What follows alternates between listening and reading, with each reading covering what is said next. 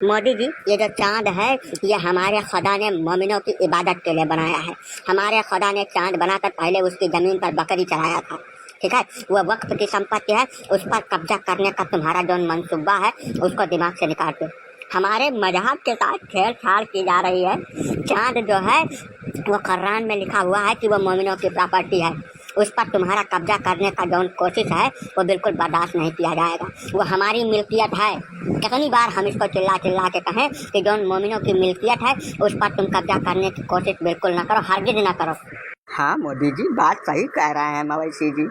जैसा चांद को देख के आज नहीं, जब से ये दुनिया ये धरती बनी है तब से हम लोग अपने त्यौहार मनाते चले आ रहे हैं। चांद के हिसाब से सारा काम होता है। जब उसकी ज़मीन पर हमारे खुदा वसल्लम ने बकरी चढ़ा लिया तो हमारी प्रॉपर्टी हो गई ना। तो हमारी प्रॉपर्टी पर नाजायज़ कब्जा करने की कोशिश तुम्हारी ये गलत है। यह पूरी तरीके से नाजायज़ है और नाजायज़ काम हम लोग बर्दाश्त नहीं करते हैं। अरे तो बकलोल, पहले बता देता इस चीज़ को। आज के 40-45 दिन पहले बता दिया होता तो जौन रॉकेट चंद्रयान को लेकर गया है उसके नोक पे तुमको बांध देता। तुम्हारे जैसे 10-15-20 को और बांध देता। तुम जाके वहाँ बकरी चराता, ऊँट चराता, भैंसा चराता, कुत्ता भी चरा लेता। अब फ़ायदा क्या है बेटा? अब तो जो होना था हो गया। वहाँ जाके झंडा गाड़ आए हैं। अब झंडा गाड़ दिया तो हमारा हो गया ना। अब कुछ नहीं हो सकता है। तुमको पहले चीखना चिल्लाना चाहिए था। अगर तुम्हारे खुदा ने चांद को बनाया था तो पहले बता देता तुम, तो कुछ उसका इलाज भी कर देते हम। खैर, अब फड़फड़ाने से कुछ नहीं होगा। मोदी जी आप ही बताओ, हमारा तो दिमाग काम नहीं कर रहा है इसकी बंडलबाजी सुन के।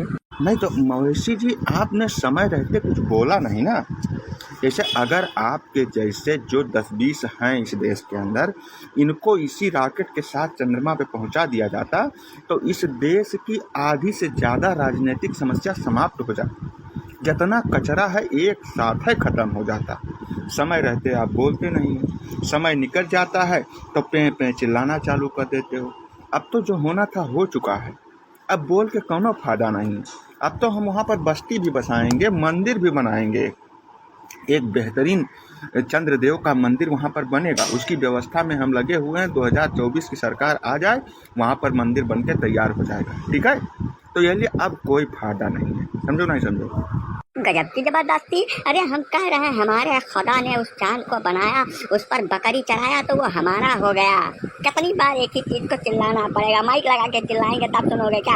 है जो चीज़ हमारे खुदा ने बनाया वो हमारा है, उस पर काहे के लिए कब्जा करो? कैसा मंदिर बना दोगे? जबरदस्ती है क्या?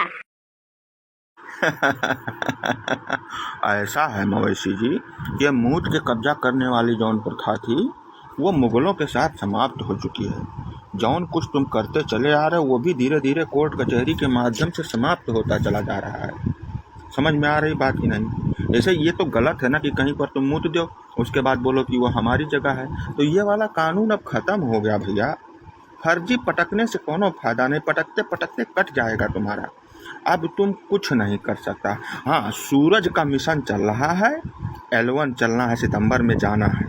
अगर तुमको वहाँ जाने की तैयारी है, मतलब दिमाग में ऐसा कुछ आ रहा है, तो तुम हमसे संपर्क में रहना, वैज्ञानिकों के साथ कर देंगे तुमको बांध के रॉकेट से और फटाक से यहाँ से कर देंगे वो, ठीक है। और रास्ते में चंद्रमा के ऊपर उतारते हुए तुमको चला जाएगा।